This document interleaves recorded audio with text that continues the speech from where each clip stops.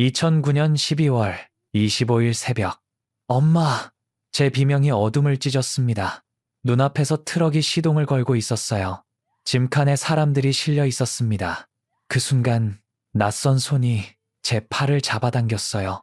언니, 무서워. 14살 여동생이 떨고 있었습니다. 저는 목이 막혀서 대답할 수 없었어요. 1시간 전까지만 해도 우리 7명의 가족은 함께였는데, 하지만 지금은 모든 게 엉망이 되었습니다. 할머니와 부모님은 저쪽으로, 동생은 이쪽으로 끌려갔어요. 트럭 소리가 멀어졌습니다. 그날 밤 19살의 저는 깨달았습니다.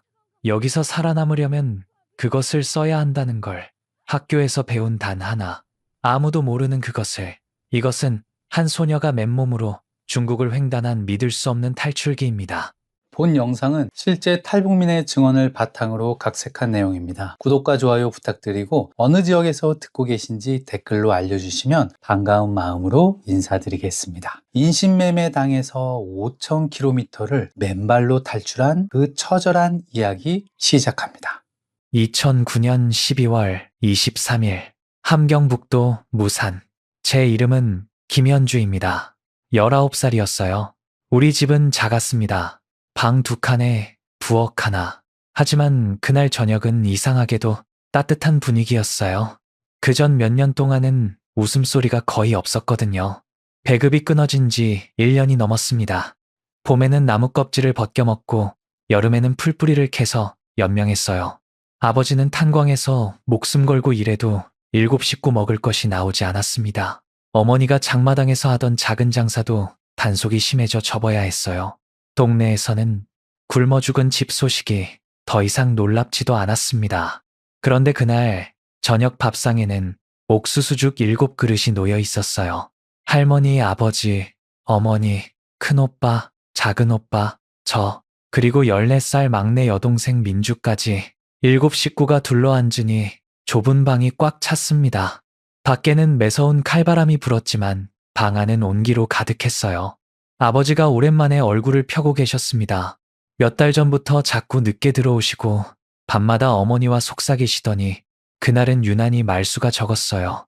며칠 전부터 이불 속에서 몰래 라디오를 들으시는 소리도 들렸습니다.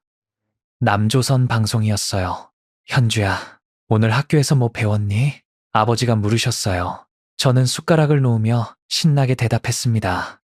오늘 생환훈련했어요. 별자리 보고 방향 찾는 법이랑 산에서 길 잃었을 때 살아남는 법 배웠는데 제가 반에서 1등했어요. 아버지가 흐뭇하게 웃으셨지만 그 웃음 뒤에 무거운 그림자가 있었어요. 우리 현주 똑똑하구나. 여기서 썩기엔 너무 아까워. 그 말끝이 흐려졌습니다. 어머니도 옆에서 한숨을 쉬셨어요. 대학은 무슨, 당장 내일 먹을 것도 없는데. 민주가 눈을 반짝이며 물었어요. 언니, 그거 어떻게 하는 건데? 북두칠성 찾으면 북쪽을 알 수 있어. 나중에 언니가 알려줄게. 가족들이 모두 웃었습니다. 하지만 그 웃음 뒤에는 무거운 침묵이 흐르고 있었어요. 며칠 전부터 아버지와 어머니가 밤늦게까지 속삭이는 소리를 들었기 때문입니다. 더는 이대로는 안 돼요. 애들은 어떡하고. 남쪽에 가면 쌀이 남아돈다더라. 그런 말들이 작은 방을 가득 메웠어요. 할머니가 조용히 밥을 놓고 고개를 들었습니다. 너희들 오늘 이 시간 잘 기억해라. 같이 밥 먹는 거, 이게 제일 큰 복이다. 평소와 다름없는 말이었지만 그날은 이상하게 마음에 깊이 박혔어요. 밥을 다 먹고 우리는 안방에 모였습니다.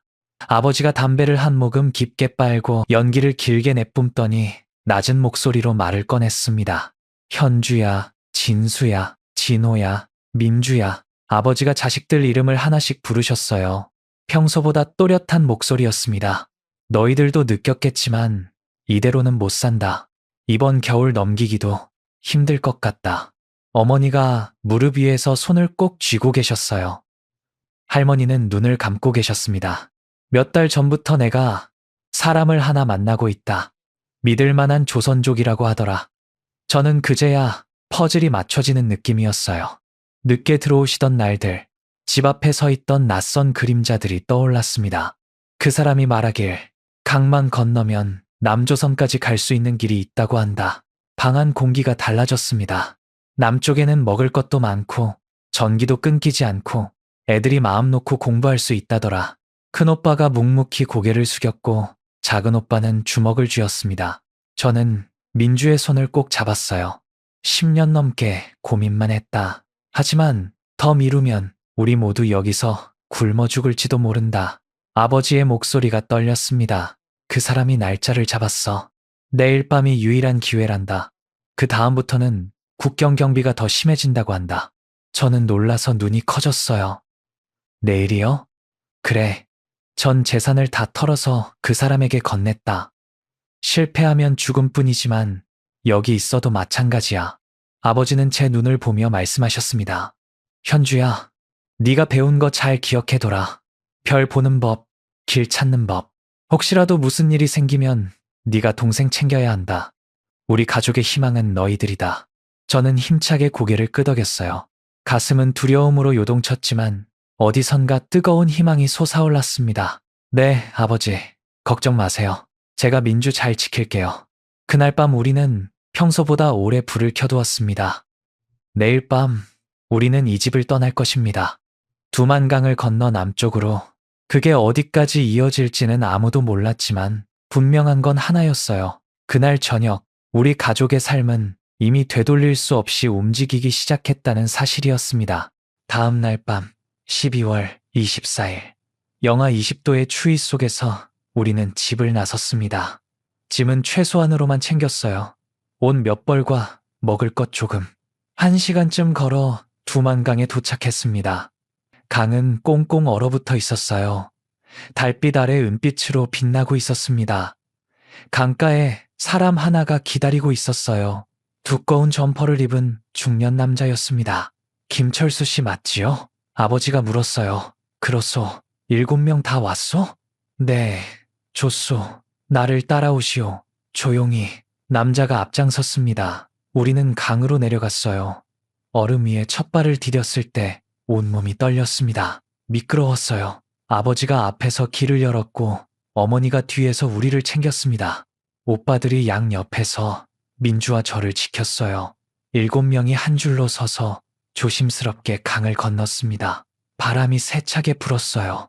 발밑에서 얼음이 미세하게 울리는 소리가 들렸습니다. 조심해! 천천히! 아버지가 속삭였어요.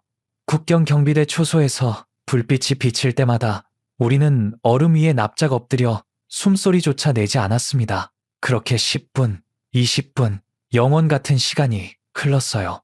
마침내 반대편 강가에 도착했습니다. 중국 땅이었어요. 해냈어요. 큰오빠가 작은 목소리로 외쳤어요. 어머니가 주저앉아 울었습니다. 살았다. 우리 살았어. 다리에 힘이 풀려 그 자리에 주저앉았어요. 안내인이 말했습니다. 아직 멀었소. 서둘러야 해요. 안전한 곳으로 가야 하오. 우리는 다시 걸었습니다. 눈 덮인 길을 따라 산으로 올라갔어요. 추웠지만 마음만은 따뜻했습니다. 가족이 함께 있으니 이제 괜찮을 거라고 생각했어요. 하지만 그것은 착각이었습니다. 1시간쯤 걸어 낡은 창고에 도착했습니다. 여기서 잠깐 쉬었다 가야 하오. 안내인이 말했어요. 창고 안은 어둡고 차가웠으며 곰팡이와 먼지 냄새가 났습니다. 바닥에 앉아 다리를 쉬었어요. 민주가 제 어깨에 기대어 잠이 들었습니다. 조금만 기다리시오. 차가 올 거요. 안내인이 밖으로 나갔습니다. 아버지와 어머니가 작은 목소리로 이야기하고 계셨어요. 여기서 한국까지 얼마나 걸릴까요? 글쎄, 잘 모르겠소. 하지만 곧 나아질 거야. 그때 밖에서 차 소리가 들렸어요. 트럭 소리 같았습니다. 안내인이 들어왔어요. 나오시오. 차가 왔어. 우리는 일어나 밖으로 나갔습니다. 트럭 2대가 서 있었는데 이상했어요. 안내인 옆에 낯선 사람들이 서 있었기 때문입니다. 험상궂은 표정의 남자들이었어요. 이 사람들은 누구예요? 아버지가 물었습니다. 안내인은 대답 대신 뒤로 물러섰어요. 그 순간 남자들이 달려들었습니다. 남자들은 저쪽 트럭에, 여자들은 이쪽으로. 순식간에 아수라장이 되었습니다. 오빠들이 저항했지만 남자들에게 맞아 쓰러졌어요. 안 돼. 우리 가족이야. 아버지가 소리쳤지만 남자들은 거칠게 아버지를 끌고 갔습니다. 할머니와 어머니도 한쪽으로 밀쳐졌어요. 엄마, 아빠! 제가 소리쳤어요. 하지만 제 팔을 누군가 꽉 잡았습니다. 민주가 제 옆에서 울고 있었어요. 언니, 무서워. 저는 목이 막혀서 대답할 수 없었어요. 1시간 전까지만 해도 우리 7명의 가족은 함께였는데 남자들은 아버지와 어머니, 할머니, 오빠들을 다른 트럭에 태웠어요. 트럭이 시동을 걸었습니다. 현주야, 살아라. 꼭 살아서 우리 찾아라. 아버지의 절규가 들렸어요. 트럭이 어둠 속으로 멀어져 갔습니다. 부모님이 탄 트럭은 한쪽으로, 우리는 다른 쪽으로 향했어요.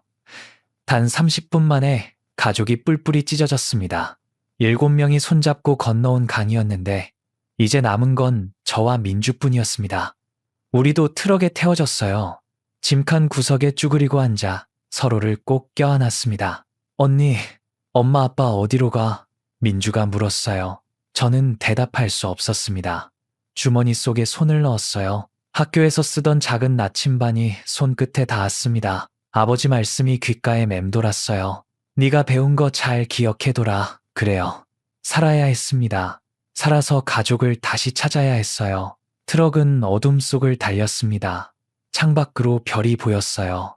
학교에서 배운 게 떠올랐습니다. 북두칠성을 찾으면 북쪽을 알 수 있다고. 별을 보며 방향을 기억했어요. 언젠가 이 길을 다시 돌아가야 할 테니까요. 트럭은 밤새 달렸습니다. 어디로 가는지 알 수 없었어요. 짐칸 안은 어둡고 추웠으며 쇠냄새와 기름냄새가 섞여 있었습니다. 민주가 제 품에 안겨 떨고 있었어요. 언니, 우리 어디로 가는 거야? 모르겠어. 하지만 괜찮을 거야. 거짓말이었습니다. 괜찮을 리 없었지만 민주를 안심시켜야 했어요. 트럭이 멈춘 것은 해가 뜨고 난 뒤였습니다. 문이 열리고 눈부신 햇살이 쏟아져 들어왔어요. 내려! 거친 목소리가 들렸습니다. 우리는 트럭에서 내렸어요. 낯선 농촌 마을이었습니다. 낡은 집들이 드문드문 서 있었고 밭이 끝없이 펼쳐져 있었어요. 작은 건물 안으로 끌려갔습니다. 방 안에는 남자 서너 명이 앉아 담배를 피우고 있었어요. 우리를 보더니 품평하듯 훑어보았습니다. 인연들이 북조선에서 온 거야? 그렇소. 젊고 건강하오. 트럭 운전사가 대답했어요. 얼마요? 큰 년은 2만 위안, 작은 년은 15,000. 돈 이야기를 하고 있었습니다. 우리를 파는 거였어요. 순간 온몸에 소름이 돋았습니다. 우리는 사람이 아니라 상품이었어요. 한 남자가 다가와 제 턱을 잡았습니다. 일은 할 줄 아나? 네. 떨리는 목소리로 대답했어요. 도망갈 생각 마. 여기서 도망가면 공안한테 신고해서 북조선으로 보낸다. 알았나? 네. 그는 돈을 세어 운전사에게 건넸습니다. 그렇게 저는 팔렸어요. 2만 위안에. 다른 남자가 민주 쪽으로 갔습니다. 인연은 내가 사겠소. 가슴이 철렁 내려앉았어요. 우리를 따로 파는 거였습니다. 언니! 민주가 소리쳤어요. 저는 민주에게 달려가려 했지만 남자가 제 팔을 붙잡았습니다. 가만히 있어. 민주야. 제가 소리쳤습니다. 하지만 민주는 다른 남자에게 끌려갔어요. 저는 그 남자의 팔을 물었습니다. 하지만 그는 저를 발로 차서 바닥에 쓰러뜨렸어요. 제 동생이에요. 제발 같이 있게 해주세요. 울며 빌었습니다. 하지만 그들은 말이 통하지 않는 척했어요. 아니, 통했다 해도 들어주지 않았을 겁니다. 제 팔을 잡은 남자는 예순이 넘어 보이는 농부였어요. 주름진 얼굴에 굽은 등이었습니다. 민주를 산 남자는 달랐어요. 언니, 가지마. 민주의 절규가 들렸습니다. 저는 농부의 손을 뿌리치고 민주를 향해 달렸어요. 하지만 몇 걸음 못 가서 다시 잡히고 말았습니다. 민주가 트럭에 태워졌어요. 차 문이 닫히고 엔진 소리가 요란하게 울렸습니다. 민주야! 민주야! 목이 터져라 소리쳤지만 소용없었어요. 트럭은 흙먼지를 일으키며 어둠 속으로 멀어져 갔습니다. 붉은 미등이 점점 작아지다가 마침내 사라졌어요. 그 자리에 주저앉아 땅을 치며 통곡했습니다. 부모님과 헤어진 지 불과 몇 시간 만에 동생마저 잃었어요. 7명이었던 가족이 이제 저 혼자가 되었습니다. 저를 산 농부는 아무 말 없이 서 있다가 제 팔을 잡아 끌었어요. 반항할 힘조차 남아있지 않았습니다. 낯선 집, 낯선 방에 던져졌어요. 문이 닫히고 쇠로 된 자물쇠가 채워지는 소리가 들렸습니다. 철컥, 그 소리가 제 인생의 문이 닫히는 소리처럼 느껴졌어요. 방 구석에 웅크리고 앉아 밤새 울었습니다. 눈물이 말라 더 나오지 않을 때까지 울었어요. 그러다 문득 아버지의 목소리가 들리는 것 같았습니다. 현주야, 살아라. 그래요. 죽을 수는 없었어요. 민주를 찾으려면, 부모님을 찾으려면 제가 살아야 했습니다. 날이 밝자 농부가 문을 열고 들어왔습니다. 들어가. 집안은 허름했어요. 방 하나에 부엌 하나가 전부였습니다. 벽은 금이가 있었고 바닥은 차가운 시멘트였어요. 너는 이제부터 여기서 산다. 밭일하고 밥하고 청소하면 된다. 알았나? 네, 도망가지 마. 도망가면 북조선으로 보낸다. 같은 말을 또 했어요. 그날 밤 저는 차가운 방바닥에 누워 울었습니다. 소리내지 않고 조용히 울었어요. 다음 날부터 일이 시작되었습니다. 새벽 5시에 일어나 밥을 지어야 했어요. 농부는 아침 6시에 일어나 밥을 먹고 밭으로 나갔습니다. 저도 따라가야 했어요. 밭에서는 옥수수를 심고 잡초를 뽑고 물을 주었습니다. 허리가 끊어질 것 같았어요. 손에는 물집이 잡혔습니다. 농부는 말이 없었어요. 필요한 말만 했습니다. 밥해라, 밭에 나가라, 청소해라. 일주일이 지나고 한 달이 지났어요. 농부는 조금씩 경계를 풀기 시작했습니다. 처음에는 제가 밭에 나갈 때 계속 지켜보았어요. 하지만 시간이 지나자 혼자 일하게 두었습니다. 저는 그 틈을 이용했어요. 밭일을 하면서 주변을 살폈습니다. 마을의 구조를 파악했어요. 집에서 큰 도로까지는 3km였습니다. 마을 입구에 작은 가게가 하나 있고 그 옆에 버스 정류장이 있었어요. 버스는 하루에 3번 지나갔습니다. 아침 6시, 낮 12시, 저녁 6시였어요. 이 모든 것을 머릿속에 기억했습니다. 2개월이 지났을 때 농부에게 말했어요. 저 도망 안 갈게요. 뭐? 여기서 열심히 일할게요. 도망갈 곳도 없어요. 3개월 있으면 저도 여기 익숙해질 것 같아요.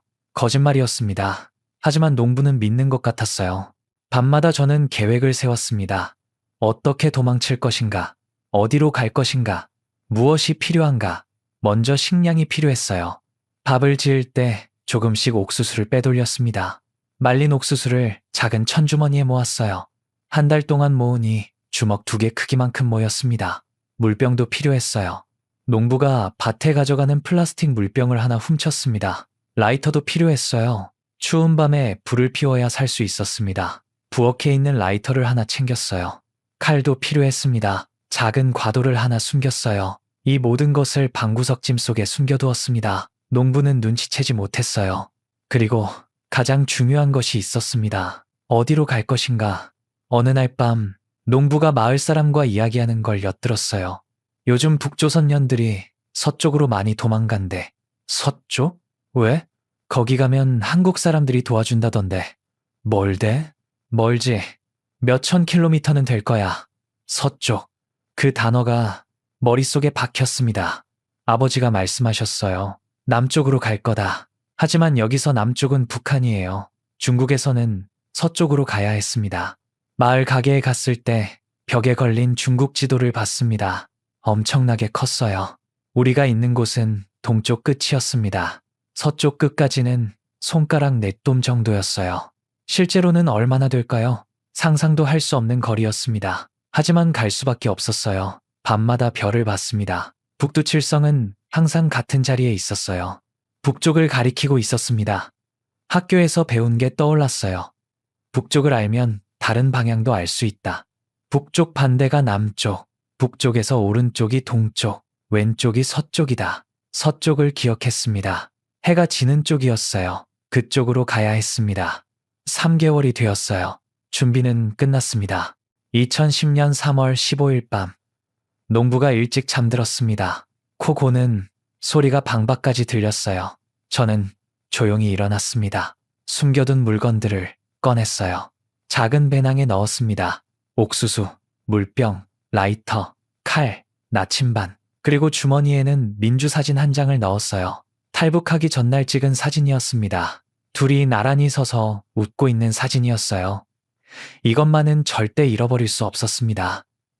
두꺼운 옷을 입었어요. 밤은 추울 테니까요. 신발끈을 단단히 묶었습니다. 방문을 조심스럽게 열었어요. 삐걱 소리가 났지만 농부는 깨지 않았습니다. 복도를 지나 부엌으로 갔어요. 뒷문을 열었습니다. 밖은 어두웠어요. 달도 없는 밤이었습니다. 좋았어요. 어두울수록 들키지 않을 테니까요. 마당을 가로질러 담장으로 갔습니다. 담장을 넘었어요. 마을 개들이 짖기 시작했습니다. 심장이 쿵쾅거렸지만 멈출 수 없었어요. 달렸습니다. 밭을 가로질러 산 쪽으로 달렸어요. 뒤에서 목소리가 들렸습니다. 누구야? 거기 누구야?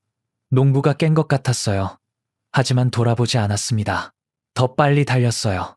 숲속으로 들어갔습니다. 나무 사이로 몸을 숨겼어요. 숨을 죽이고 기다렸습니다. 멀리서 손전등 불빛이 보였어요. 마을 사람들이 저를 찾고 있었습니다. 이쪽으로 간 것 같은데 찾아! 멀리 못 갔을 거야. 불빛이 가까워졌어요. 나무 뒤에 몸을 바짝 붙였습니다. 심장 소리가 너무 커서 들킬 것 같았어요. 불빛이 제 앞을 지나갔습니다. 그리고 멀어졌어요. 이쪽엔 없어. 다른 데 가보자. 목소리가 점점 작아졌습니다. 한참을 기다렸어요. 더 이상 소리가 들리지 않을 때까지요. 그제야 일어섰습니다. 주머니에서 나침반을 꺼냈어요. 달빛도 없어서 잘 보이지 않았습니다. 라이터를 켜서 나침반을 비췄어요. 바늘이 북쪽을 가리키고 있었습니다. 북쪽의 반대가 남쪽이고 남쪽에서 왼쪽이 서쪽이었어요. 그쪽으로 가야 했습니다. 라이터를 끄고 어둠 속을 걸었어요. 밤새 걸었습니다. 산을 넘고 계곡을 건너고 숲을 지나갔어요. 발이 아팠지만 멈추지 않았습니다. 해가 뜨기 전에 최대한 멀리 가야 했어요. 동쪽 하늘이 밝아오기 시작했습니다. 작은 동굴을 찾아 들어갔어요. 낮에는 숨어 있어야 했습니다. 배낭에서 옥수수를 꺼내 먹었어요. 딱딱하고 맛없었지만 삼켰습니다. 물을 한 모금 마셨어요. 아껴 마셔야 했습니다. 언제 다시 물을 구할 수 있을지 몰랐으니까요. 동굴 입구에 앉아 밖을 바라보았습니다. 멀리 산들이 보였어요. 끝없이 펼쳐진 산이었습니다. 저 너머 어딘가에 서쪽이 있었어요. 저 너머 어딘가에 자유가 있었습니다. 그리고 언젠가 가족을 만날 수 있는 곳이요. 눈을 감았습니다. 피곤했지만 잠들 수 없었어요. 아직 안전하지 않았으니까요. 해가 지면 다시 걸어야 했습니다. 서쪽으로, 계속 서쪽으로. 그날 밤 이후 제 인생은 완전히 달라졌습니다. 낮에는 숨고 밤에는 걸었어요. 사람들 눈에 띄면 안 되었으니까요. 첫 일주일은 지옥 같았습니다. 가지고 나온 옥수수는 하루에 한 줌씩만 먹었어요. 20알 정도였습니다. 하나씩 세어가며 먹었어요. 배가 고파서 잠을 잘 수가 없었습니다. 위장이 쪼그라드는 것 같았어요. 사흘째 되는 날 식량이 떨어졌습니다. 그때 학교에서 배운 생활훈련이 떠올랐어요. 선생님이 말씀하셨습니다. 산에는 먹을 게 많다. 나무 껍질, 풀뿌리도 먹을 수 있다. 개미, 지렁이도 단백질이다. 살려면 가리지 마라. 당시에는 역겨워서 고개를 돌렸었어요. 하지만 지금은 달랐습니다. 소나무 껍질 안쪽을 벗겨 씹었어요. 쓰고 떨벗지만 삼켰습니다. 씹다 보면 단맛이 조금 났어요. 개미도 잡아먹었습니다. 흙바닥을 기어가는 개미를 손가락으로 눌러 잡아 입에 넣었어요. 톡 쏘는 신맛이 났습니다. 처음에는 구역질이 났지만 익숙해졌어요. 풀뿌리를 캐서 씹었습니다. 살기 위해서라면 뭐든 먹어야 했어요. 방향을 잡는 것도 중요했습니다. 밤마다 북두칠성을 찾았어요. 7개 별이 국자 모양으로 늘어서 있었습니다. 선생님이 가르쳐 주셨어요. 국자 끝에서 5배 거리에 북극성이 있다.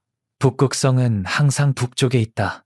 이것만 알면 길을 잃지 않는다. 그 말을 떠올리며 별을 찾았습니다. 북극성을 찾았어요. 북극성을 등지고 왼쪽으로 가면 서쪽이었습니다. 낮에는 해를 봤어요. 해가 뜨는 쪽이 동쪽이고 지는 쪽이 서쪽이었습니다. 해가 지는 쪽을 향해 걸었어요. 나침반도 자주 확인했습니다. 바늘은 항상 북쪽을 가리켰어요. 학교에서 졸지 않고 열심히 들었던 게 천만다행이었습니다. 그때는 이게 제 생명을 구할 줄 몰랐어요. 일주일이 지나자 발바닥에 물집이 잡히고 터지기를 반복했습니다. 신발 밑창이 닳아 구멍이 났어요. 날카로운 돌부리에 찔려 피가 났습니다. 천 조각으로 발을 감싸고 걸었어요. 걸을 때마다 바늘로 찌르는 듯한 통증이 느껴졌습니다. 몸무게도 많이 줄었어요. 갈비뼈가 손에 만져졌습니다.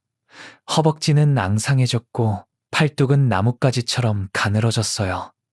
거울이 없어서 제 얼굴을 볼 수 없었지만 아마 끔찍했을 겁니다. 가끔 환각이 보였어요. 민주가 앞에서 손짓하며 부르는 것 같았습니다. 언니, 여기야. 이쪽으로 와. 엄마 아빠가 기다려. 그 목소리가 너무 생생해서 저도 모르게 따라가려 했어요. 그럴 때마다 뺨을 때리며 정신을 차렸습니다. 정신 차려, 김현주. 여기서 쓰러지면 끝이야. 민주를 찾아야지. 스스로에게 소리쳤어요. 숲속에서 혼자 자는 밤은 무서웠습니다. 짐승 울음소리가 들릴 때마다 몸을 떨었어요. 늑대인지 들개인지 알 수 없는 울음소리가 가까워지면 나무 위로 올라가 밤을 새웠습니다. 추위가 뼛속까지 파고들었어요. 낙엽을 모아 덮고 잤지만 한기는 막을 수 없었습니다. 아침에 일어나면 온몸이 뻣뻣하게 굳어 있었어요. 그래도 걸어야 했습니다. 멈추면 죽는다는 것을 알았으니까요. 물을 찾는 것도 중요했어요. 냇물을 발견하면 기뻐서 울었습니다. 맑은 물이 흐르는 소리만 들어도 뛰어갔어요. 두 손으로 물을 떠마셨습니다. 차가운 물이 목을 타고 내려갔어요. 물속에서 작은 물고기가 헤엄치는 것도 보였습니다. 잡으려 했지만 너무 빨라서 잡을 수 없었어요. 나중에 잡는 법도 배워야겠다. 스스로에게 말했습니다. 그렇게 한 달이 지났어요. 한 달쯤 지났을 때 큰 강을 만났습니다. 폭이 50m는 되어 보였어요. 물살이 빠르게 흐르고 있었습니다. 강물 소리가 우렁찼어요. 다리가 있었지만 검문소가 있어서 건널 수 없었습니다. 공안들이 지키고 서 있는 게 보였어요. 헤엄쳐서 건너야 했습니다. 강가에 숨어 밤이 되기를 기다렸어요. 달빛이 구름에 가려지기를 기다렸습니다. 자정이 넘자 주위가 캄캄해졌어요. 신발을 벗고 끈으로 서로 묶었습니다. 배낭을 머리 위에 이었어요. 물에 발을 담그자마자 비명이 나올 뻔했습니다. 얼음장처럼 차가웠어요. 아직 4월이라 얼음이 녹은 지 얼마 안 된 물이었습니다. 다리가 마비되는 것 같았어요. 이를 악물고 물속으로 들어갔습니다. 무릎까지, 허리까지 물이 차올랐어요. 물살이 세서 중심을 잡기 힘들었습니다. 바닥에 돌이 미끄러워 몇 번이나 넘어질 뻔했어요. 중간쯤 갔을 때 발을 헛디뎠습니다. 순간 물속으로 빠졌어요. 차가운 물이 온몸을 감쌌습니다. 입 안으로 물이 쏟아져 들어왔어요. 숨을 쉴 수 없었습니다. 물살이 저를 끌고 갔어요. 배낭을 놓칠 뻔했습니다. 배낭 안에는 나침반과 민주 사진이 있었어요. 절대 잃어버릴 수 없었습니다. 필사적으로 팔을 저었어요. 물을 많이 마셔 속이 울렁거렸습니다. 겨우 수면 위로 고개를 내밀었어요. 살려줘! 소리쳤지만 아무도 없었습니다. 강가에 나뭇가지가 보였어요. 그쪽으로 헤엄쳐 갔습니다. 손이 얼어서 감각이 없었어요. 손을 뻗어 나뭇가지를 잡았습니다.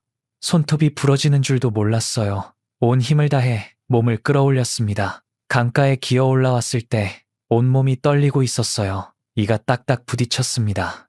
저체온증이 오고 있었어요. 의식이 흐릿해졌습니다. 이대로 잠들면 죽는다는 것을 알았어요. 빨리 불을 피워야 했습니다. 떨리는 손으로 배낭에서 라이터를 꺼냈어요. 손가락이 굳어 움직이지 않았습니다. 마른 나뭇가지를 모았어요. 손이 너무 떨려서 라이터를 켜기 힘들었습니다. 몇 번이나 실패했어요. 불꽃이 튀었다가 꺼지기를 반복했습니다. 제발, 제발. 눈물이 났어요. 여기서 죽으면 아무도 모를 것입니다. 민주도 영원히 못 찾을 거예요. 간신히 불이 붙었습니다. 작은 불씨가 타오르기 시작했어요. 불 옆에 웅크리고 앉아 젖은 옷을 말렸습니다. 몸이 조금씩 풀렸어요. 살았다는 안도감에 눈물이 쏟아졌습니다. 주머니에서 민주 사진을 꺼냈어요. 다행히 비닐에 쌓여 있어서 젖지 않았습니다. 사진 속 민주가 웃고 있었어요. 민주야, 언니는 안 죽어. 절대 안 죽어. 너 찾으러 갈 거야. 사진을 가슴에 꼭 안았습니다. 그날 밤은 불 옆에서 잤어요. 꿈속에서 엄마가 나왔습니다. 따뜻한 밥상을 차려주고 계셨어요. 김이 모락모락 나는 옥수수죽이었습니다. 현주야, 많이 먹어. 우리 딸 고생했네. 엄마의 손이 제 볼을 쓰다듬었어요. 따뜻했습니다. 엄마의 목소리가 너무 다정해서 깨고 싶지 않았어요. 하지만 깨야 했습니다. 해가 뜨면 다시 걸어야 했으니까요. 2달이 지났습니다. 산을 벗어나 평지로 나왔어요. 풍경이 달라지기 시작했습니다. 나무가 적어지고 모래가 많아졌어요. 사막 같은 곳도 나타났습니다. 바람이 불 때마다 모래가 얼굴을 때렸어요. 사람들도 달랐습니다. 얼굴이 조금 더 서양 사람 같았어요. 눈이 파란 사람도 있었고 머리카락이 노란 사람도 있었습니다. 말도 달랐어요. 중국어가 아닌 다른 말을 썼습니다. 어느 날 저녁 작은 마을을 발견했어요. 집들이 특이했습니다. 둥근 천막 같은 집이었어요. 하얀 천으로 덮여 있었고 굴뚝에서 연기가 나고 있었습니다. 배가 너무 고팠어요. 며칠째 제대로 먹지 못했기 때문입니다. 들쥐를 잡아먹으며 버텼지만 한계였어요. 용기를 내어 한 집 문을 두드렸습니다. 개가 짖었어요. 중년 여자가 나왔습니다. 머리에 두건을 쓰고 있었어요. 저를 보더니 놀란 표정을 지었습니다. 제가 거짓골이었기 때문일 거예요. 손짓 발짓으로 밥 먹는 식결을 했습니다. 배를 문지르며 입을 벌렸어요. 여자가 뭔가 말했지만 알아들을 수 없었습니다. 중국어도 아니었어요. 여자는 안으로 들어가더니 남자를 데리고 나왔습니다. 수염이 덥수룩한 남자였어요. 남자가 중국어로 물었습니다. 어디서 왔어? 서툰 중국어였어요. 북조선. 저도 서툰 중국어로 대답했습니다. 북조선? 그게 어디야? 남자가 고개를 갸웃거렸어요. 정말 모르는 눈치였습니다. 한국 위에 있어요. 김정일. 김정일? 몰라. 어떻게 설명해야 할지 막막했어요. 북한을 모르는 사람들이 있다니 충격이었습니다. 우리에게는 세상의 중심이었는데 여기에선 이름조차 모르는 나라였어요. 저 배고파요. 일할게요. 밥 주세요. 남자는 잠시 생각하더니 고개를 끄덕였습니다. 들어와. 천막 안은 따뜻했어요. 바닥에 화려한 무늬의 양탄자가 깔려 있었고 가운데 난로가 있었습니다. 여자가 빵과 차를 가져왔어요. 딱딱한 빵이었지만 꿀맛이었습니다. 따뜻한 차가 들어가니 몸이 녹았어요. 허겁지겁 먹었습니다. 천천히 먹어. 여자가 웃으며 말했어요. 이들은 위구르족이었습니다. 중국 서부에 사는 소수민족이라고 했어요. 양을 키우며 산다고 했습니다. 사흘 동안 그 집에 머물렀어요. 양을 돌보고 물을 길어 나르고 청소를 했습니다. 양똥을 치우는 일도 했어요. 냄새가 났지만 괜찮았습니다. 밥을 먹을 수 있었으니까요. 그들은 친절했습니다. 저를 딸처럼 대해주었어요. 떠날 때 빵 몇 개와 물을 챙겨줬습니다. 양가죽으로 만든 신발도 주었어요. 제 신발이 다 떨어져서 발가락이 보이는 게 안쓰러웠나 봅니다. 조심해서 가. 남자가 말했어요. 고개를 숙여 인사했습니다. 감사합니다. 정말 감사합니다. 눈물이 핑 돌았어요. 세상에는 나쁜 사람만 있는 게 아니었습니다. 브로커처럼 배신하는 사람도 있지만 이렇게 아무 데가 없이 도와주는 사람도 있었어요. 그들의 친절 덕분에 다시 걸을 힘을 얻었습니다. 계절이 바뀌었습니다. 여름이 왔어요. 날씨가 더워지면서 걷기가 더 힘들었습니다. 태양이 머리 위에서 이글거렸어요. 그늘이 없었습니다. 땅에서 아지랑이가 피어올랐어요. 땀이 비 오듯 쏟아졌습니다. 목이 말랐어요. 사막 같은 곳을 지날 때는 죽을 것 같았습니다. 물병에 물이 다 떨어졌어요. 혀가 입천장에 달라붙었습니다. 침도 나오지 않았어요. 오줌을 받아 마실까 생각도 했습니다. 얼굴이 타들어갔어요. 피부가 벗겨지고 물집이 잡혔습니다. 입술이 갈라지고 피가 났어요. 어지러워서 몇 번이나 쓰러졌습니다. 쓰러져서 하늘을 보면 독수리가 맴돌고 있었어요. 제가 죽기를 기다리는 것 같았습니다. 다시 일어났어요. 물을 찾아 헤맸습니다. 작은 샘을 발견했을 때는 울었어요. 흙탕물이었지만 상관없었습니다. 얼굴을 물에 담그고 마셨어요. 짐승처럼 마셨습니다. 가을이 왔어요. 날씨가 선선해졌지만 밤이 추웠습니다. 사막의 밤은 겨울처럼 추웠어요. 두꺼운 옷이 없었습니다. 밤마다 불을 피워야 했어요. 불이 없으면 얼어 죽을 것 같았습니다. 발바닥이 계속 아팠어요. 굳은 살이 박히고 터지기를 반복했습니다. 위구르 아저씨가 준 신발도 다 닳았어요. 천으로 발을 감싸고 걸었습니다. 돌에 발이 찢어졌어요. 피가 났지만 계속 걸었습니다. 걸을 때마다 발자국에 피가 묻어났어요. 몸무게는 더 줄었습니다. 갈비뼈가 다 보였어요. 배가 등에 붙은 것 같았습니다. 팔다리는 나뭇가지처럼 가늘어졌어요. 머리카락도 많이 빠졌습니다. 거울이 없어서 제 얼굴을 볼 수 없었지만 아마 끔찍했을 거예요. 귀신 같은 몰골이었을 겁니다. 가끔 마을을 지나갔어요. 사람들이 저를 보고 놀랐습니다. 어떤 사람들은 돌을 던지며 쫓아냈어요. 미친 여자라고 생각했나 봅니다. 어떤 사람들은 빵 한 조각을 주었어요. 상관없었습니다. 그저 서쪽으로 가면 되었어요. 어느 날 큰 도시를 지나갔습니다. 지도를 파는 가게를 봤어요. 유리창 너머로 중국 지도가 보였습니다. 제가 어디쯤 왔는지 알고 싶었어요. 벽에 걸린 큰 지도를 봤습니다. 동쪽 끝에서 시작해서 손가락으로 따라갔어요. 아직 절반도 못 온 것 같았습니다. 가슴이 철렁 내려앉았어요. 다리에 힘이 풀려 주저앉을 뻔했습니다. 이렇게 멀다니. 1년을 걸었는데 아직 반도 못 왔다니 절망스러웠어요. 포기하고 싶었습니다. 그냥 여기서 죽는 게 나을지도 모른다는 생각이 들었어요. 하지만 포기할 수 없었습니다. 민주를 찾아야 했어요. 부모님을 찾아야 했습니다. 그러려면 서쪽 끝까지 가야 했어요. 다시 일어섰습니다. 다시 걸었어요. 겨울이 다시 왔습니다. 눈이 내렸어요. 추위와 싸워야 했습니다. 동굴을 찾아 자고 빈집을 찾아 잤어요. 쓰레기통을 뒤져 먹을 것을 찾았습니다. 개와 먹을 것을 두고 싸우기도 했어요. 1년이 지났습니다. 또 봄이 오고 여름이 지나고 가을이 왔어요. 2년이 지났습니다. 2011년 가을이 되었어요. 풍경이 또 바뀌었습니다. 높은 산들이 보였어요. 만년설이 덮인 산이었습니다. 산 꼭대기가 하얗게 빛나고 있었어요. 저 산을 넘으면 다른 나라라고 들었습니다. 카자흐스탄. 거기 가면 한국 사람이 있다고 했어요. 희망이 보였습니다. 2011년 9월, 마침내 국경에 도착했습니다. 중국과 카자흐스탄의 국경이었어요. 높은 철조망이 쳐져 있었습니다. 철조망 너머는 다른 나라였어요. 경비병도 보였습니다. 총을 들고 순찰을 돌고 있었어요.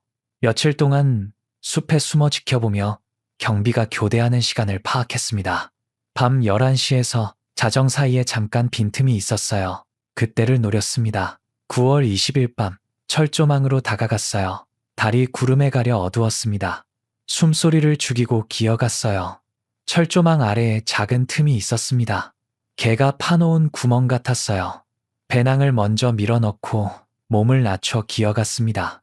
흙냄새가 났어요. 철조망이 등을 긁었습니다. 옷이 찢어지고 살이 긁혔어요.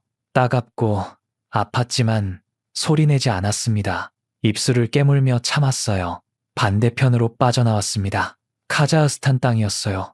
심장이 터질 듯이 뛰었습니다. 일어나 달렸어요.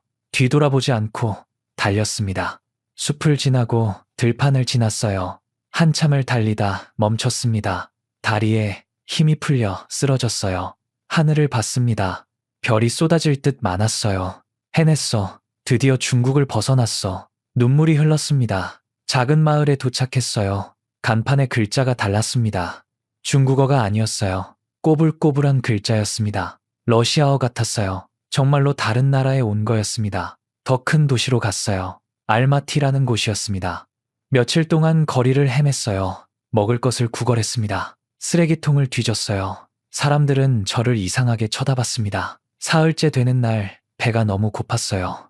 이틀째 아무것도 먹지 못했습니다. 현기증이 나서 걸을 수가 없었어요. 작은 식당을 발견했습니다. 고기 굽는 냄새가 났어요. 냄새에 이끌려 안으로 들어갔습니다. 구석 테이블에 앉았어요. 주머니를 뒤졌습니다. 구겨진 중국 돈 몇 위안이 나왔어요. 전 재산이었습니다. 종업원이 다가와 뭔가 물었지만 알아들을 수 없었어요. 손에 쥔 돈을 보여줬습니다. 종업원이 고개를 저었어요. 부족하다는 뜻 같았습니다. 나가라는 손짓을 했어요. 눈물이 났습니다. 너무 배가 고팠어요. 서러웠습니다. 2년을 걸어왔는데 5,000km를 걸어왔는데 여기서 굶어 죽을 수는 없었어요. 테이블에 엎드려 울었습니다. 소리내지 않고 조용히 울었어요. 어깨가 들썩였습니다. 그때 누군가 제 옆에 섰어요. 인기척이 느껴졌습니다. 고개를 들지 않았어요. 쫓아내려는 줄 알았습니다. 지팡이를 짚은 할아버지였어요. 백발의 주름진 얼굴이었습니다. 인자해 보였어요. 할아버지가 입을 열었습니다. 아가씨, 혹시 조선에서 왔나요? 한국말이었어요. 우리말이었습니다. 귀를 의심했어요. 잘못 들은 줄 알았습니다. 고개를 번쩍 들었어요. 할아버지를 쳐다봤습니다. 네? 조선 사람 맞지요? 할아버지가 다시 물었어요. 분명한 한국말이었습니다. 함경도 사투리 같기도 했어요. 목이 메어 대답할 수 없었습니다. 목구멍에서 뜨거운 것이 치밀어 올랐어요. 고개만 끄덕였습니다. 눈물이 왈칵 쏟아졌어요. 그럼 북조선이구만. 여기까지 어떻게 왔소? 걸어왔어요. 걸어? 어디서부터? 중국 동쪽 끝에서요. 할아버지의 눈이 커졌어요. 믿을 수 없다는 표정이었습니다. 그게 얼마나 먼데? 혼자? 네, 혼자요. 할아버지가 제 손을 잡았어요. 거칠지만 따뜻한 손이었습니다. 할아버지의 손이 떨리고 있었어요. 고생 많았구만. 아이고, 어린 것이 얼마나 고생했으면. 할아버지의 눈시울이 붉어졌어요. 이리 오시오. 밥 먹읍시다. 종업원을 불러 뭔가 주문했어요. 잠시 후 따뜻한 국과 밥이 나왔습니다. 김치도 있었어요. 숟가락을 들고 떨리는 손으로 밥을 떴어요. 입에 넣는 순간 눈물이 밥그릇으로 떨어졌습니다. 2년 만에 먹는 제대로 된 밥이었어요. 쌀밥이었습니다. 천천히 먹어요. 체해요. 할아버지가 말했어요. 물도 따라 주었습니다. 하지만 멈출 수 없었어요. 허겁지겁 먹었습니다. 밥알이 목구멍을 넘어갈 때마다 살아있음을 느꼈어요. 가족은 어디 있어? 할아버지가 물었어요. 밥을 먹다 말고 멈췄습니다. 민주 생각이 났어요. 부모님 생각이 났습니다. 모르겠어요. 헤어졌어요. 다 잡혀갔어요. 저런, 할아버지가 혀를 찼어요. 한국 가려고. 네, 거기 가면 가족 찾을 수 있을 것 같아요. 도와주세요. 제발, 도와주세요. 식탁 아래로 내려가 무릎을 꿇었어요. 손을 비볐습니다. 알았소. 일어나시오. 내가 도와주겠소. 정말요? 나도 조선 사람이요. 고려인이라고 들어봤어? 고개를 저었어요. 처음 듣는 말이었습니다. 우리 조상들이 옛날에 러시아로 이주했소. 나라 잃고 떠돌다 여기까지 왔지. 그래서 여기 살고 있지. 한국말도 할 줄 알고 우리는 한 핏줄이요. 할아버지는 저를 일으켜 세웠어요. 집으로 갑시다. 할아버지는 저를 자기 집으로 데려갔습니다. 작은 아파트였어요. 따뜻한 물이 나왔습니다. 거울을 봤어요. 뼈만 남은 얼굴에 눈만 틱한 여자가 서 있었습니다. 괴물 같았어요. 따뜻한 물로 씻었습니다. 검은 물이 끝없이 나왔어요. 할머니가 입던 옷이라며 깨끗한 옷을 주었습니다. 조금 컸지만 따뜻했어요. 부드러운 침대에 누웠습니다. 2년 만에 제대로 된 잠자리였어요. 푹신했습니다. 천장을 바라봤어요. 하얀 천장이었습니다. 눈을 감았어요. 여기까지 왔습니다.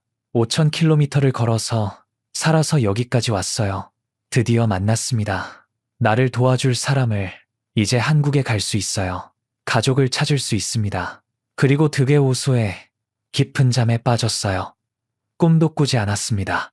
할아버지 집에서 한 달을 지냈습니다. 꿈 같은 시간이었어요. 매일 새끼를 먹고 따뜻한 물로 씻었습니다. 푹신한 침대에서 잤어요. 몸무게가 조금씩 늘었습니다. 뼈만 남았던 팔다리에 살이 붙기 시작했어요. 얼굴에도 혈색이 돌았습니다. 거울을 보니 더 이상 괴물이 아니었어요. 20살 소녀의 모습으로 돌아오고 있었습니다. 할아버지 이름은 김영수였습니다. 81살이셨어요. 할머니는 몇 년 전에 돌아가시고 혼자 사신다고 했습니다. 자식들은 모두 러시아로 이민을 갔다고 했어요. 저녁이면 할아버지와 마주 앉아 이야기를 나눴습니다. 할아버지는 고려인의 역사를 들려주셨어요. 1937년이었어. 스탈린이 우리를 의심했지. 일본 간첩이라고 해서 기차에 실어 중앙아시아로 보냈어. 죽음의 기차였지. 추위와 굶주림으로 많은 사람이 죽었어. 할아버지의 목소리가 떨렸습니다. 내 어머니도 그때 돌아가셨어. 나는 10살이었지. 여기 와서 맨손으로 다시 시작했어. 땅을 파고 집을 짓고 농사를 지었지. 할아버지의 이야기는 제 이야기와 닮아 있었어요. 우리는 모두 살기 위해 고향을 떠나야 했습니다. 걷고 또 걸어야 했어요. 너는 강한 아이야. 5,000km를 혼자 걸어왔잖아. 너는 뭐든 할 수 있어. 할아버지가 제 손을 꼭 잡고 말씀하셨어요. 그 말이 큰 힘이 되었습니다. 저는 혼자가 아니었어요. 저보다 먼저 이 길을 걸어온 사람들이 있었습니다. 그들이 저를 응원하고 있었어요. 어느 날 할아버지가 지도를 꺼내셨습니다. 알마티 시내 지도였어요. 여기가 한국 대사관이야. 시내 중심가에 있어. 할아버지가 빨간 펜으로 표시했습니다. 버스 타고 가면 30분이면 돼. 하지만 들어가는 게 쉽지 않을 거야. 경비가 삼엄하거든. 할아버지는 대사관 주변 상황을 자세히 설명해 주셨어요. 정문의 경비 상황, 담장 높이, 주변 건물까지 마치 본인이 들어가려는 것처럼 꼼꼼하게 알려주셨습니다. 그리고 이거 받아라. 할아버지가 봉투를 건넸어요. 돈이었습니다. 버스비하고 비상금이야. 혹시 모르니까 챙겨둬. 할아버지, 너무 많아요. 못 받아요. 손사래를 쳤습니다. 받아둬. 내가 해줄 수 있는 게 이것밖에 없어. 한국 가서 꼭 가족 찾아야지. 눈물이 핑 돌았어요. 감사합니다. 정말 감사합니다. 할아버지 앞에 큰 절을 올렸습니다. 일어나. 절은 무슨. 할아버지가 웃으셨어요. 가서 잘 살아. 그리고 나중에 너처럼 힘든 사람 보면 도와줘. 그게 나한테 갚는 거야. 떠나는 날 아침, 할아버지가 대문 앞까지 나와주셨습니다. 조심해서 가거라. 꼭 성공해라. 할아버지가 제 어깨를 두드려 주셨어요. 네, 할아버지. 건강하세요. 꼭 다시 올게요. 그래. 기다리고 있을게. 할아버지를 꼭 안았습니다. 할아버지의 가슴이 미세하게 떨리고 있었어요. 우리 조선 사람은 어디를 가도 조선 사람이다. 부끄럽지 않게 살거라. 네, 할아버지. 눈물이 볼을 타고 흘렸어요. 하지만 이번에는 슬픔보다 감사의 눈물이었습니다. 버스를 타고 시내로 갔어요. 창밖으로 알마티 풍경이 지나갔습니다. 높은 산들이 병풍처럼 둘러싸인 아름다운 도시였어요. 하지만 제 눈에는 들어오지 않았습니다. 심장이 터질 듯이 뛰었어요. 이제 마지막 관문이었습니다. 대사관 문만 통과하면 한국이었어요. 자유였습니다. 버스에서 내려 조금 걸으니 깔끔한 건물이 나타났어요. 그 앞에 태극기가 펄럭이고 있었습니다. 빨강과 파랑, 그리고 검정 4개의 괴가 선명하게 보였어요. 가슴이 벅차올랐습니다. 드디어 여기까지 왔어요. 정문 앞에는 경비원이 서 있었습니다. 제복을 입고 있었어요. 심호흡을 하고 다가갔습니다. 저기요. 경비원이 저를 봤어요. 러시아어로 뭔가 물었지만 알아들을 수 없었습니다. 한국말로 말했어요. 저 북한에서 왔어요. 도와주세요. 경비원이 눈을 크게 떴습니다. 무전기를 들고 뭔가 말했어요. 잠시 후 양복 입은 남자가 나왔습니다. 한국 사람으로 보였어요. 북한에서 오셨다고요? 한국말이었습니다. 또렷한 서울말이었어요. 네, 탈북했어요. 살려주세요. 제발 한국 가게 해주세요. 목이 메었습니다. 남자가 저를 위아래로 쳐다봤어요. 제 모습이 초라했을 겁니다. 하지만 남자는 고개를 끄덕였어요. 안으로 들어오세요. 철문이 열렸습니다. 발을 떼기 전에 뒤를 돌아봤어요. 멀리서 할아버지가 서 계셨습니다. 작게 손을 흔들고 계셨어요. 저는 고개를 깊이 숙였습니다. 고맙습니다. 입모양으로 말하고 철문 안으로 들어갔어요. 철문이 뒤에서 천천히 닫혔습니다. 철문이 닫히는 소리가 들리는 순간 다리에 힘이 풀려 그 자리에 주저앉을 뻔했어요. 하지만 넘어지지 않으려고 이를 악물고 버텼습니다. 남자가 제 곁으로 와서 말했어요. 이제 괜찮습니다. 여기서는 아무도 당신을 잡아가지 못해요. 그 말을 듣는 순간 눈물이 왈칵 쏟아졌습니다. 4년 동안 꾹 참고 있던 감정이 한꺼번에 터져나왔어요. 정말이에요? 이제 북쪽으로 안 끌려가요? 네, 대한민국 영토입니다. 여기 들어온 이상 안전해요. 대사관 안은 조용하고 깨끗했습니다. 벽에는 태극기와 대통령 사진이 걸려 있었어요. 생전 처음 보는 얼굴이었습니다. 작은 방으로 안내받았어요. 소파에 앉았습니다. 물 한 잔을 받았어요. 떨리는 손으로 마셨습니다. 잠시 후 여자 직원이 들어왔습니다. 친절한 얼굴이었어요. 안녕하세요. 저는 영사관 직원 김수진입니다. 이름이 어떻게 되세요? 김현주요. 언제 북한을 떠나셨어요? 2009년 12월이요. 그럼 거의 4년이 됐네요. 어떻게 여기까지 오셨어요? 모든 이야기를 했습니다. 가족 탈북, 브로커 배신, 인신매매, 농부의 집, 탈출, 2년간의 중국 횡단, 고려인 할아버지까지 말하면서 계속 울었어요. 직원도 눈시울을 붉혔습니다. 정말 고생 많으셨어요. 이제 안전해요. 우리가 도와드릴게요. 가족을 찾을 수 있을까요? 한국에 가시면 이산가족 찾기 센터가 있어요. 거기서 도움을 받으실 수 있어요. 정말요? 네, 희망을 가지세요. 그날부터 대사관에서 지냈습니다. 작은 방이 있었어요. 침대와 책상이 있는 깨끗한 방이었습니다. 하루 세 끼를 제공받았어요. 한국 음식이었습니다. 김치찌개, 된장찌개, 불고기. 북한에서 먹던 음식과 비슷하면서도 달랐어요. 더 맛있었습니다. 그리고 일주일 동안 조사를 받았어요. 어디서 왔는지, 가족은 누구인지, 어떻게 탈북했는지 같은 질문을 여러 번 받았습니다. 진짜 탈북자인지 확인하는 절차라고 했어요. 거짓말할 이유가 없었습니다. 모든 것을 솔직하게 말했어요. 2주가 지나자 결과가 나왔습니다. 한국행이 승인됐어요. 다음 달에 출발할 수 있어요. 가슴이 터질 것 같았습니다. 정말요? 정말 한국에 갈 수 있어요? 네, 축하드려요. 그날 밤 잠을 이룰 수 없었어요. 한국, 드디어 한국에 가는구나. 가족을 만날 수 있겠구나. 마당에 나가 하늘을 올려다봤습니다. 태극기 깃대 위로 별이 보였어요. 북한에서 보던 별과 같은 별이었습니다. 하지만 느낌은 달랐어요. 이제는 도망자가 아니라 언젠가 갈 집이 생긴 사람처럼 느껴졌습니다. 2013년 3월 15일, 드디어 출발하는 날이었습니다. 새벽부터 일어나 짐을 챙겼어요. 짐이랄 것도 없었습니다. 할아버지가 사준 옷 몇 벌과 민주사진뿐이었어요. 공항으로 가는 차에 탔습니다. 창밖으로 알마티 시내가 지나갔어요. 한 달 동안 머물렀던 도시, 고려인 할아버지를 만났던 도시. 평생 잊지 못할 거예요. 공항에 도착했습니다. 처음 보는 비행기였어요. 크고 핫했습니다. 날개가 달려 있었어요. 저게 하늘을 난다고요? 네, 신기하죠? 처음 보시는 거예요? 직원이 웃으며 물었어요. 네, 북한에서는 비행기 탈 수 없어요. 이제 자주 타실 수 있어요. 비행기에 올랐습니다. 좌석에 앉았어요. 창가 자리였습니다. 안전벨트를 맸어요. 직원이 도와줬습니다. 엔진 소리가 울렸어요. 비행기가 움직이기 시작했습니다. 점점 빨라졌어요. 그러더니 땅에서 떠올랐습니다. 하늘로 올라가고 있었어요. 창밖을 봤습니다. 땅이 점점 작아졌어요. 건물들이 장난감처럼 보였습니다. 지난 4년이 주마등처럼 스쳐 지나갔습니다. 두만강을 건너던 밤, 가족과 헤어지던 순간, 민주와 생이별하던 날, 농부의 집에서 보낸 3개월, 탈출하던 밤, 강에 빠졌던 날, 사막을 걷던 여름, 위구르족 가족, 고려인 할아버지. 모든 순간이 생생했어요. 그때마다 죽을 뻔했습니다.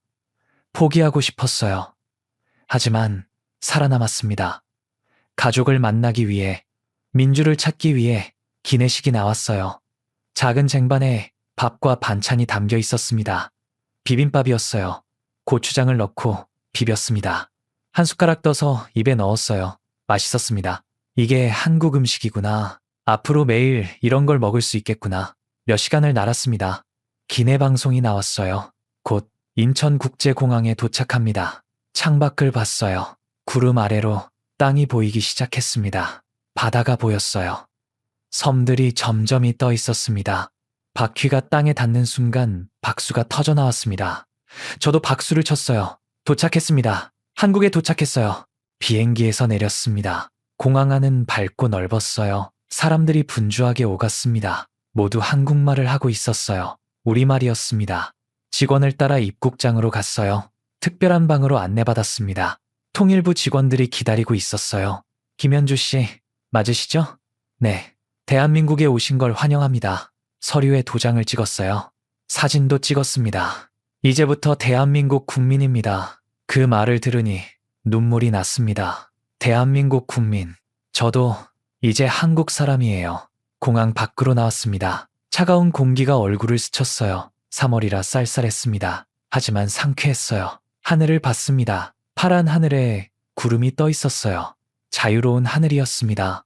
차를 타고 하나원으로 갔습니다. 탈북자들이 적응 교육을 받는 곳이라고 했어요. 경기도 안성에 있었습니다. 3개월 동안 여기서 지내며 한국 사회를 배운다고 했어요. 방을 배정받았습니다. 깨끗한 방이었어요. 침대, 책상, 옷장이 있었습니다. 창문으로 산이 보였어요. 짐을 풀었습니다. 민주 사진을 책상 위에 놓았어요. 민주야, 언니 한국 왔어. 이제 너 찾을 거야. 사진 속 민주에게 말했습니다. 다음 날부터 교육이 시작됐어요. 한국 역사, 한국 사회, 경제, 법률을 배웠습니다. 컴퓨터 사용법도 배웠어요. 북한에서는 컴퓨터를 본 적이 없었습니다. 신기했어요. 마우스를 클릭하면 화면이 바뀌었습니다. 인터넷이라는 것도 처음 알았어요. 세상의 모든 정보가 여기 있다고 했습니다. 이산가족 찾기 사이트에 들어갔습니다. 가족 정보를 입력했어요. 아버지 김철수, 어머니 박영희, 큰오빠 김진수, 작은오빠 김진호, 여동생 김민주, 사진도 올렸습니다. 근에서 큰 줌앤드, 이런 념, 탈북 전에 찍은 가족 사진이었어요. 연락 오기를 기다려야 해요. 시간이 걸릴 수 있어요. 직원이 말했습니다. 얼마나 걸려요?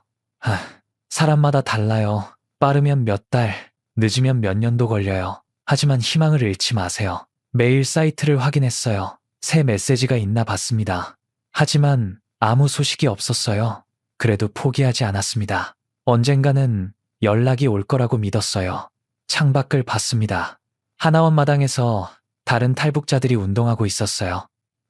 저처럼 목숨 걸고 온 사람들이었습니다. 모두 새로운 시작을 꿈꾸고 있었어요. 저도 그들 중 하나였습니다. 4년 전 두만강을 건너던 밤, 저는 7명의 가족 중 하나였어요. 지금은 혼자입니다. 하지만 포기하지 않을 거예요. 5,000km를 걸어온 제가, 2년을 살아남은 제가, 여기까지 온 제가 포기할 리 없었습니다. 언젠가 만날 거예요. 반드시. 하나원을 수료한 것은 2013년 6월이었습니다. 3개월간의 적응 교육이 끝났어요. 정부에서 지원해준 정착금으로 작은 원룸을 구했습니다. 서울 구로구에 있는 방이었어요. 작았지만 제 이름으로 된 첫 집이었습니다. 짐을 풀고 민주 사진을 책상 위에 놓았어요. 민주야, 언니 한국 왔어. 너도 꼭 여기 올 거야. 사진에 대고 말했습니다. 일자리를 찾아야 했어요. 편의점 야간 알바부터 시작했습니다. 밤 10시부터 아침 6시까지 일했어요. 손님이 별로 없는 시간대라 책을 읽을 수 있었습니다. 한국 사회를 배워야 했거든요. 낮에는 잠을 자고 오후에는 도서관에 갔어요. 검정고시를 준비했습니다. 북한에서 고등학교를 나왔지만 한국에서는 인정받지 못했어요. 처음부터 다시 시작해야 했습니다. 국어, 영어, 수학, 사회, 과학, 모든 게 낯설었어요. 특히 영어가 어려웠습니다. 하지만 5,000km를 걸어온 사람이 이 정도는 할 수 있었어요. 매일 밤 이산가족 찾기 사이트를 확인했습니다. 김민주를 검색했어요. 수십 명이 나왔지만 제 동생은 없었습니다. 김철수, 박영희도 검색했어요. 하지만 아무 소식이 없었습니다. 그래도 매일 했어요. 마치 기도하듯이요. 1년이 지나 검정고시에 합격했습니다. 야간대학에 진학했어요. 사회복지학과였습니다. 저처럼 힘든 사람들을 돕고 싶었거든요. 편의점 일을 그만두고 작은 식당에 취직했습니다. 주방 보조였어요. 설거지하고 재료 손질하고 청소했습니다. 힘들었지만 견딜만 했어요. 사장님이 좋은 분이었습니다. 대학 공부와 일을 병행했어요. 바빴지만 충실했습니다. 여전히 매일 밤 이산가족 사이트를 확인했어요. 가끔 절망스러웠습니다. 정말 가족을 만날 수 있을까? 그럴 때마다 민주 사진을 봤어요. 포기하지 마. 언젠가 만날 거야. 스스로에게 다짐했습니다. 2015년 4월 어느 봄날 식당에서 일하고 있는데 전화가 왔어요. 모르는 번호였습니다. 여보세요? 김현주 씨 맞으시죠? 네, 맞는데요. 이산가족정보통합센터입니다. 좋은 소식이 있어서 연락드렸어요. 심장이 쿵 내려앉았습니다. 주방에서 나와 조용한 곳으로 갔어요. 손이 떨렸습니다. 무슨 소식이요? 김민주라는 이름의 탈북자 정보가 들어왔습니다. 최근에 한국에 입국했다고 해요. 나이와 출신 지역이 일치합니다. 눈앞이 하얘졌어요. 민주. 제 동생 민주. 정말이에요? 정말 제 동생이에요? 목소리가 떨렸어요. 확인이 필요합니다. 센터로 오실 수 있으세요? 내일 오후 2시는 어떠세요? 네, 갈게요. 무조건 갈게요. 전화를 끊고 그 자리에 주저앉았습니다. 사장님이 달려왔어요. 무슨 일이에요? 동생 소식이 왔어요. 6년 만에요. 사장님이 웃으셨습니다. 어서 가봐요. 내일 쉬어도 돼요. 그날 밤 잠을 이룰 수 없었어요. 민주가 살아있다니, 한국에 왔다니, 정말일까? 꿈은 아닐까? 베개를 끌어안고 울었습니다. 기쁨과 두려움이 뒤섞인 눈물이었어요. 만약 다른 사람이면 어떡하지? 하지만 가야 했습니다. 한 줄기 희망을 놓칠 수 없었어요. 다음 날 일은 아침부터 준비했습니다. 깨끗한 옷을 입고 머리를 단정히 했어요. 민주가 저를 알아볼 수 있도록 지하철을 타고 센터로 갔습니다. 가슴이 터질 것 같았어요. 1시간이 1년 같았습니다. 센터에 도착해 상담실로 안내받았습니다. 작은 방이었어요. 책상과 의자, 그리고 벽에 걸린 태극기가 보였습니다. 잠시만 기다려주세요. 곧 오실 거예요. 직원이 말하고 나갔어요. 손을 꼭 쥐고 앉아 있었습니다. 심장이 미친 듯이 뛰었어요. 문이 열리는 소리가 났습니다. 고개를 들었어요. 한 여자가 조심스럽게 들어왔습니다. 키가 제 어깨까지 왔던 꼬마가 이제 저와 비슷한 키였어요. 얼굴은 야위었지만 눈매는 그대로였습니다. 제 눈과 똑같은 눈이었어요. 언니, 그 여자가 떨리는 목소리로 말했습니다. 민주였어요. 제 동생 민주였습니다. 민주야. 자리에서 벌떡 일어나 달려갔어요. 서로를 꼭 껴안고 울었습니다. 6년 동안 참았던 눈물이 한꺼번에 쏟아졌어요. 언니, 정말 언니야? 꿈 아니지? 꿈 아니야. 진짜야. 언니야. 민주의 몸이 떨리고 있었습니다. 저도 떨렸어요. 얼마나 울었을까요? 한참을 그렇게 안고 울었습니다. 직원이 조용히 물티슈를 놓고 나갔어요. 소파에 나란히 앉았습니다. 민주의 손을 꼭 잡았어요. 놓치면 안 될 것 같았습니다. 민주야, 어떻게 살았어? 얼마나 힘들었을까? 언니도 많이 힘들었죠. 얼굴이 많이 야위었어요. 서로의 얼굴을 만져봤습니다. 민주 볼에 작은 흉터가 있었어요. 이거 어떻게 난 거야? 도망치다 넘어져서. 괜찮아요. 민주가 덤덤하게 말했습니다. 우리는 조금씩 이야기를 나눴어요. 민주는 다른 마을로 팔려가 5년을 노예처럼 살았다고 했습니다. 그러다 탈출해서 라오스와 태국을 거쳐 한국에 왔다고 했어요. 언니는 어떻게 왔어요? 나는 중국을 걸어서 횡단했어. 2년 걸렸어. 정말요? 언니, 정말 대단해요. 민주가 눈을 크게 뜨고 말했습니다. 너도 대단해.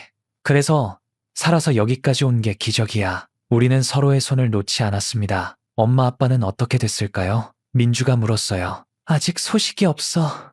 하지만 우리도 살았잖아. 분명 살아 계실 거야. 그랬으면 좋겠어요. 언니랑 같이 살자. 혼자 사는 거 힘들지? 네, 언니랑 살고 싶어요. 그날 민주를 데리고 집으로 갔습니다. 좁은 원룸이었지만 둘이 함께 있으니 궁궐 같았어요. 민주와 함께 사는 삶이 시작되었습니다. 조금 더 넓은 투룸으로 이사했어요. 각자 방이 생겼습니다. 민주도 검정고시를 준비했어요. 제가 가르쳐줬습니다. 저녁마다 함께 공부했어요. 언니, 이 문제 어떻게 풀어요? 이렇게 하는 거야. 차근차근 해봐. 민주는 똑똑했습니다. 금방 따라왔어요. 그해 가을 민주도 검정고시에 합격했습니다. 언니, 합격했어요. 정말? 축하해. 서로를 안고 기뻐했어요. 작은 일이었지만 큰 기쁨이었습니다. 민주는 간호학과에 진학했어요. 사람들을 돕고 싶어요. 언니처럼요. 뿌듯했습니다. 우리는 각자의 자리에서 열심히 살았어요. 저는 대학을 졸업하고 탈북자 지원센터에 취직했습니다. 의미 있는 일이었어요. 주말이면 함께 시간을 보냈습니다. 맛집을 찾아다니고 영화도 봤어요.